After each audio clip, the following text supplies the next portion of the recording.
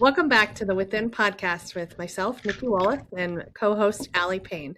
We're excited to talk about a report that just came out with the McKinsey report today.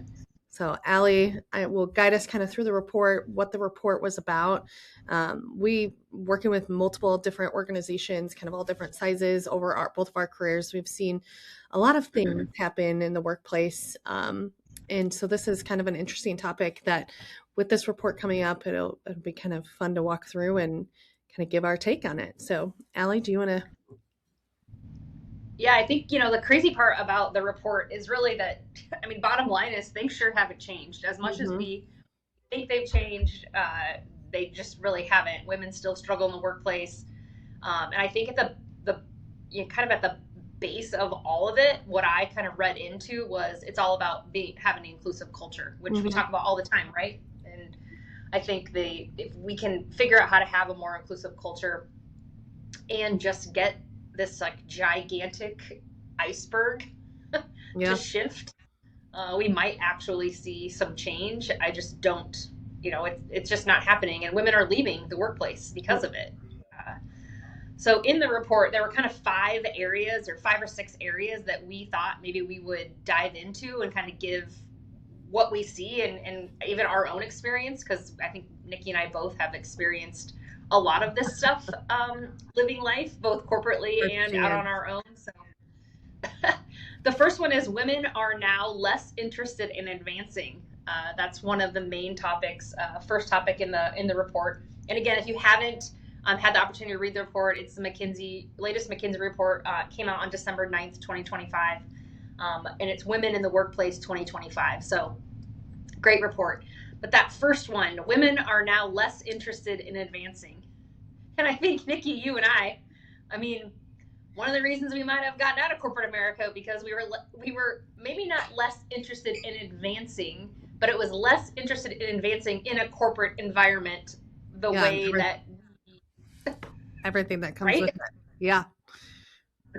Yeah. I totally agree with that. So is that women, the report is saying that women actually aren't interested, or that it's like a conception or a thought that people have? No, women are just less interested in advancing. Yeah. Like, That's it's interesting. more about the fact that they're not willing to do the things that they are putting other things ahead of their careers at this point. Probably because when you really think about it, like they're having to forego things like flexibility. They're Yep. having to forego, going to their kids' events or, hanging out with their girlfriends. It's just they're having to put all their time and energy into, advancing in their career. And I think that's where they kind of have said, I'm good. I'm good where I am. Yeah. Well, it's hard. The further up you climb, the expectations and the time commitment and all of the things on top of just life that happens outside of the workplace. Do you think that comes from, just curious in your opinion, do you think that comes from like a societal, um, that we shouldn't be spending that much time at work, or do you think it's like a personal thing? Do you have an opinion on that? I Maybe think both. as the younger generations have entered the workplace, I Mhm. think they're saying, like, that's not as important to me as it once was. I just think and I would also say, like, that doesn't define you. And I Yeah. think historically, your place in the workplace has defined who you are. And I think people just aren't as interested in that anymore. Even men, for that matter. Like, you now see there's more men staying home than there has ever been. You And don't it's because, identify with that as much. Yeah. yeah, like it doesn't have to be, work doesn't have to define you anymore. Where, you think about your parents, like work probably defined either they were, mom stay at home, dad was the breadwinner, and Yep. that's just how it was, and no one questioned it. Yeah. Now I think people are like, doesn't have to be that way, and I don't want it to be that way. Yeah. Yeah, it's a lot. It's a lot to do both as a woman, to take care of the house and do all the things and also have a strong career. Yeah, for sure.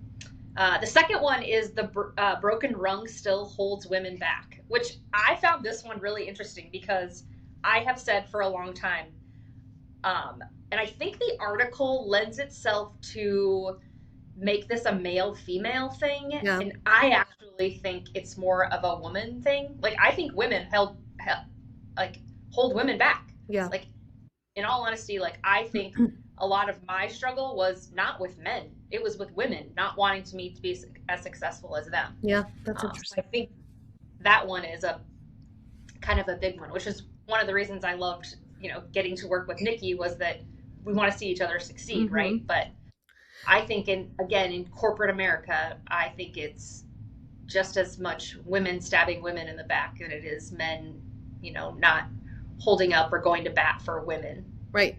It's like we all like, yeah, you have to defend yourself almost at the table. And it's like you have to put your box around yourself and make sure that you're seen, that you're sitting at the table and all of these things. That is kind of when I went out on my own, I don't know, I had a very strong core group when I was at the prior company I was at until kind of like the end. And then it was bad. Like my former boss, when I asked for help after she has 4 kids and I asked for help after maternity leave, she told me to work harder. And I was like, well, that wasn't the conversation that we had about supporting each other 6 months ago. But I do also think like I get challenged a lot because people are always asking like, why do we have all these roundtables.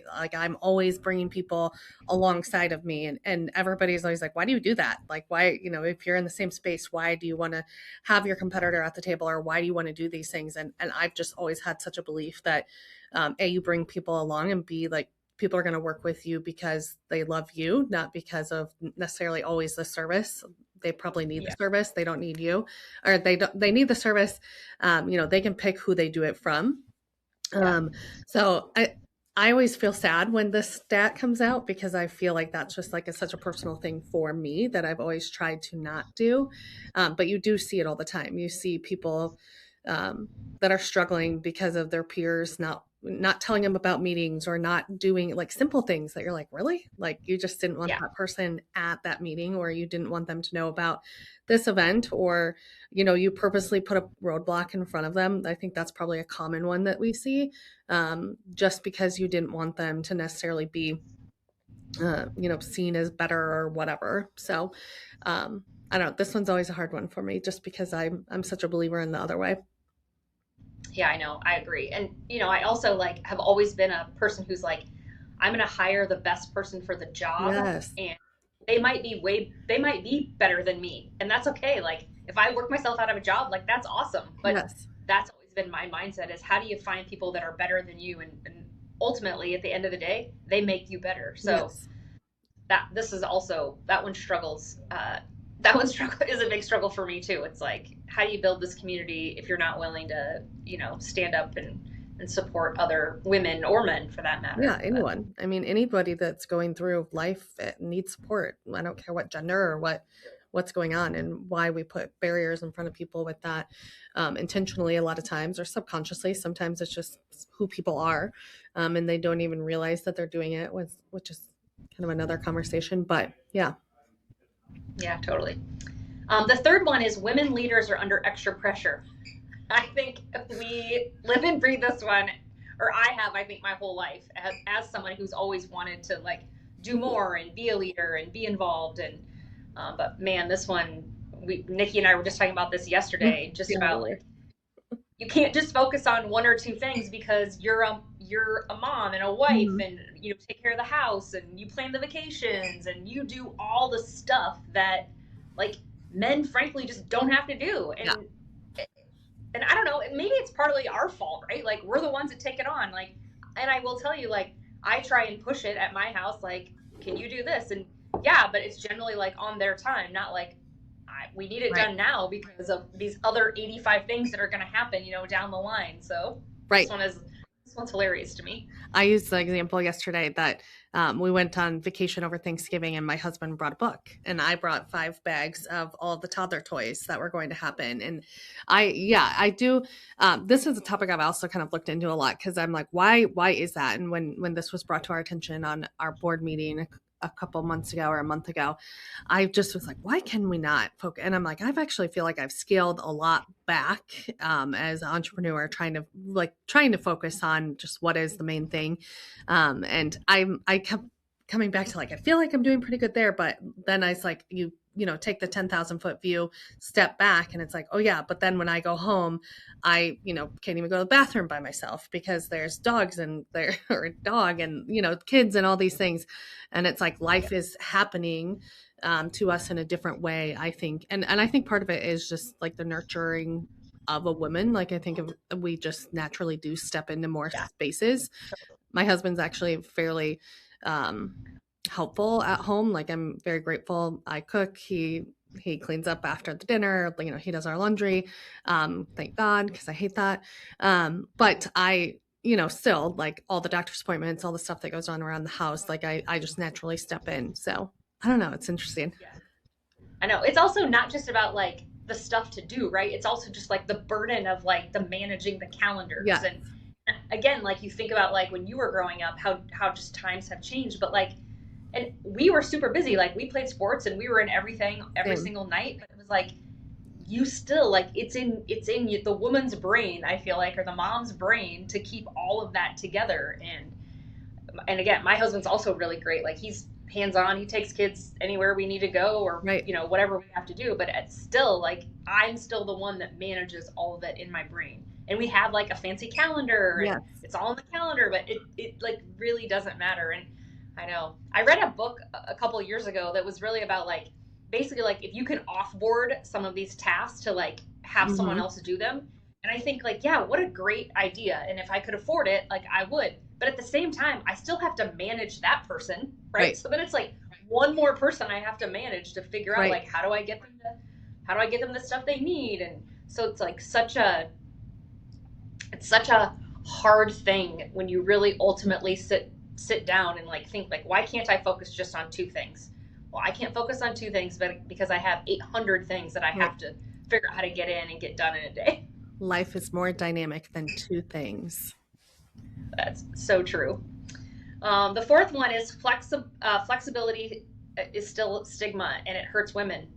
Like organizations still have trouble with flexibility. And while I know a lot of organizations say they're flexible, at the end of the day, they're not because someone has an opinion about someone in their flex schedule, right? Mm-hmm. So, Yeah. and in generally, it impacts women most because they're the ones that are picking up kids or Running taking around. the dog to the groomer or you name it, right? I This one is one where I'm just like so annoyed by the fact that organizations continue to say like we're flexible, we want to have flexible work arrangements, but you still need to work 9 to 5 or 8 to 5 or whatever it is. Or but I like think about myself, man. Like I'm so much better in the morning, like 3 o'clock and on. Like you should just not talk to me because I don't know what I'm saying. I'm like not very productive. I'm like in la la land. Like, but at 7 a.m., like yeah, I'm on. I know what I'm doing. Like I can think straight. I know the But first time just you said that, I was like, what? Allie, for those of you that you're getting to know Allie and I, but our dynamics, Allie's been very good for me this past year because she's challenged my work schedule and when I am working and why I'm working. I'm very used to, so I kind of chuckle when we do this one because I was like the true 7:30 to 5:30 every day, lunch meeting every day, kind of all of that in my prior career. And it's taken me years, like, so we're in year 4.5 of entrepreneurship journey and it's taken me until Allie came in and challenged that for me. Um, but I think that is just like so it's a mindset when there is flexibility. I think it's a mindset for like the person to be able to actually take advantage of that flexibility and what makes sense. But okay, question for you. Why do you think that companies struggle when they say they have flex time? Like, why do you think they struggle with like actually, I have an opinion, but actually like giving the flexible schedule or like allowing that? I think there's two reasons, and this is just like just random two reasons. One is that they still want control. So Yeah. they feel like if they allow people to be flexible, then they don't have control. And I also feel like if they don't have butts in seats, they're not productive and they're losing money.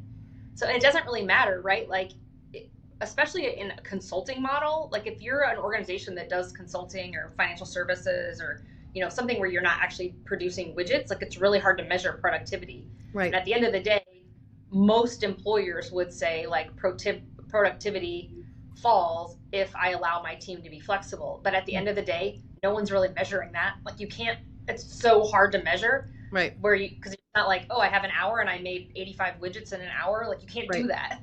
Right. No, I agree. Yeah. I think for me, like just having really struggled with like the other like mindset, like going like, yes, I know I have all the flexibility in the world, but yet like I wasn't giving that to myself. I think it's like the communication around like the structure and like what are the tools or what are the things that we're doing. So like for example, I right now I'm quote unquote part-time with my children, so this topic has changed a lot for me this year because I'm blessed with 2.5 hours on 3 days a week that my kids go to school, and that is when I'm allowed to work for the most part. um Outside of Tuesday and Thursday mornings, we get some help. But I've struggled with like how do people in the workforce that have like a strict structured 8 to 5 actually like do this? Like how do you go to and from and take all the kids and do all of the things? So this has been an interesting one for me. But I do think when I set boundaries with myself and talked to you and like understood and talked to my clients and understood where I needed to be when, and I've held myself extremely um like to the point where it's been hard to say no to some meetings and stuff like that that I'm used to all the Yeah. time. And I do wish more employers would just take the time to build out that structure and what that looks like. Like, okay, Allie, so you work better from 7 to 2 because that's just cognitively when you're more focused. I wish that more teams would take advantage of those conversations to be able to set their team up for success. And it'd be interesting to see how that would shift the workforce. Long ramble. Yeah. I mean, Sorry.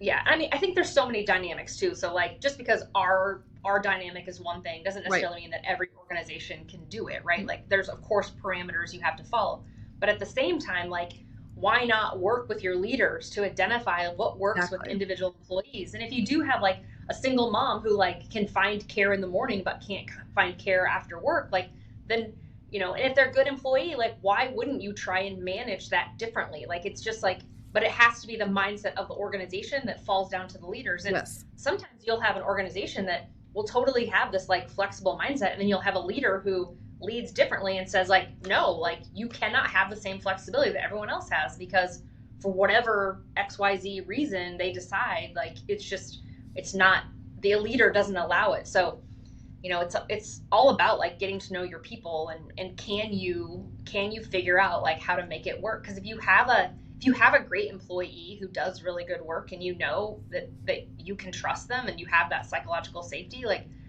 100% you should be working with them, or you're going to lose them. Because Yeah. at this point, some other organization is willing to do that. Yep. So it's like, how fast are you going to change this dynamic of employers have to be more flexible? They have to figure out how do they help these employees who are managing a bazillion things in their life. And it Right. isn't, again, that's not something that person like decided. That's a society thing. Yeah. I was part of an organization that moved their headquarters to Des Moines 4 years ago. I was consulting and doing some recruiting for them. And it was interesting because I supported operations, sales, and marketing. So three very different functions within the company. And their whole mantra, their whole culture is really on flexibility and, the work-life balance. And they get out at 2 and all of this.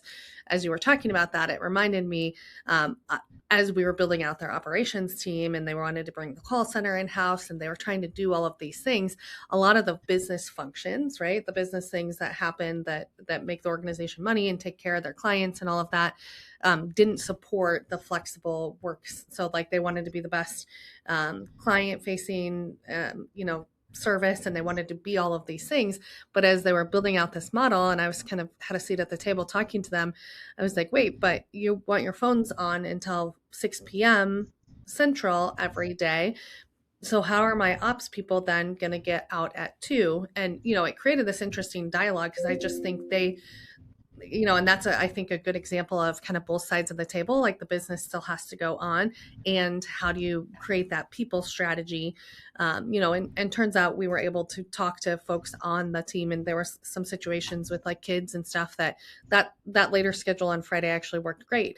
And can you give some incentives, or there's a lot of things you can do to support that. But that was an interesting one to go to walk right alongside like a company that was trying to balance both.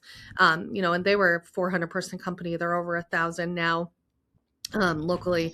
So just kind of the how do you scale that and what works and how do you keep getting the business done? But it really does come down to, like you're saying, get in front of your people and figure out what works for them in their life. Yeah, totally. I mean, I think that whole idea of your business strategy has to align with your people strategy. And if you haven't even Yeah. sat down and looked at those two things, like you need to do that sooner rather than later. Yeah. And how does that actually work? Yeah, exactly. So the fifth one is diversity matters to corporate America. I mean, I think this is a big one, right? Where Mm-hmm. it isn't just diversity of race, it's diversity of male versus female, it's Thought. diversity of thought. Like Mm-hmm. all of those things so matter to organizations. And again, so many times, like we aren't focused on diversity, inclusion, and equity as much as we were at one time. And I think it does hurt organizations because Mm-hmm. that diversity of thought. I mean, I think we talk about it all the time, right? Like I'm a challenger and I challenge in a way that is like, how, like, could we do this different? Like, what are the other ways that we could do this? And Right. just because we've done it that way this whole time doesn't necessarily mean it's right. Right. Like showing up every day. Like, how do you do it so that it makes more sense for, the life that you're living right now versus, oh, well, I have to work 8 to 5 because that's what I've always done. Right. Well, it doesn't have to be done that way. Yeah. It doesn't. And it's great. Yeah, it really is. And the last one is fairness and inclusion really do pay off. And I always say, like, if you are going to do anything, start with inclusion. Like, Mm-hmm. until you have inclusion figured out for your organization, and, everyone's always like, well, yeah, like, of course we're inclusive. Like, everything that we do, we include everyone.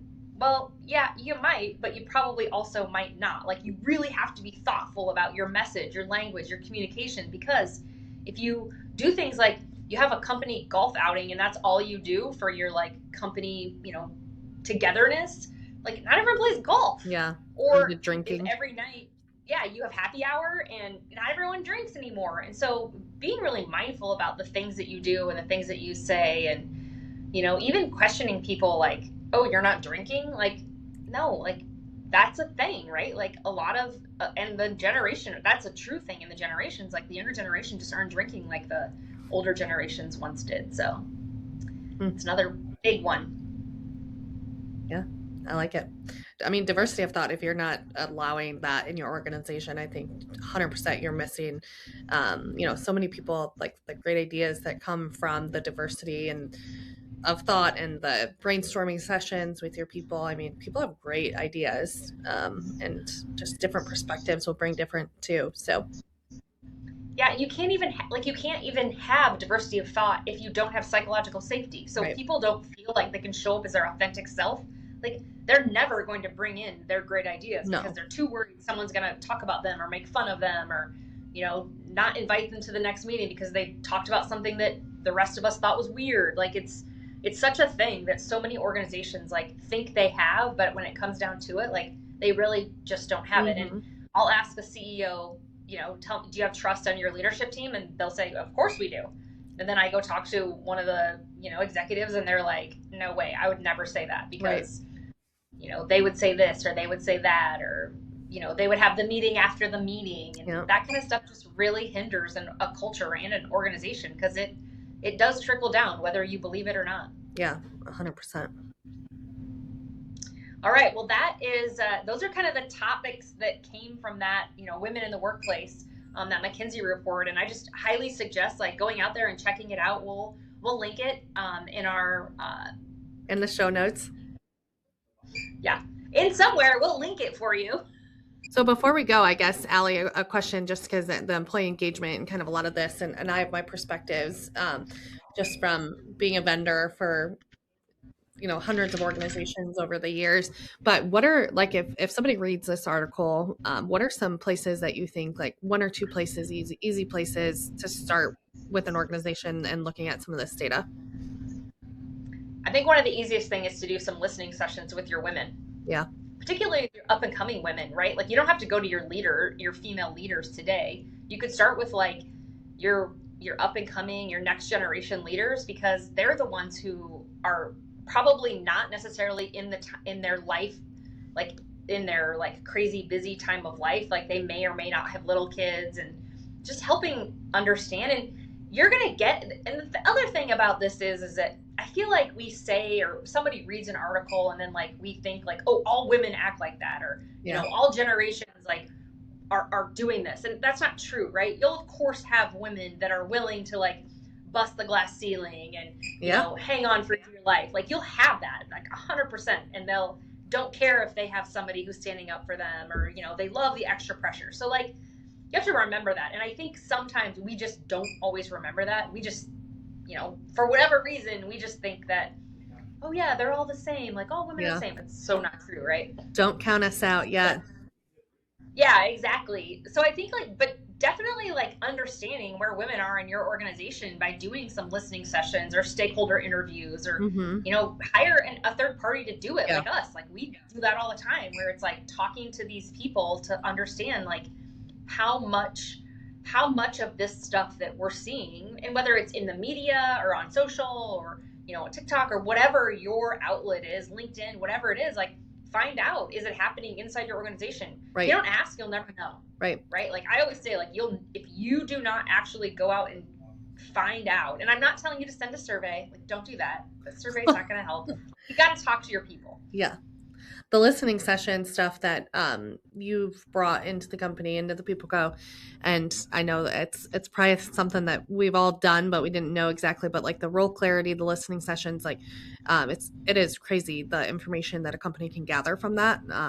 Good and bad. And I think sometimes it's good to also get the good feedback, like we are aligned, or we are I don't think it's all negative that has come out of the ones that you've done or I've done or whatever. So I like it. Yeah, I mean, if you could do one thing, that's the one thing I would do, is talk to your people. Yeah. And then do something about it. Like don't just talk to them and say like thanks for sharing, like actually do something about it. Yeah. Awesome. Well, thanks for listening today. We appreciate you guys following along with us. We'll link the article so people can see it, and we'll see you next time.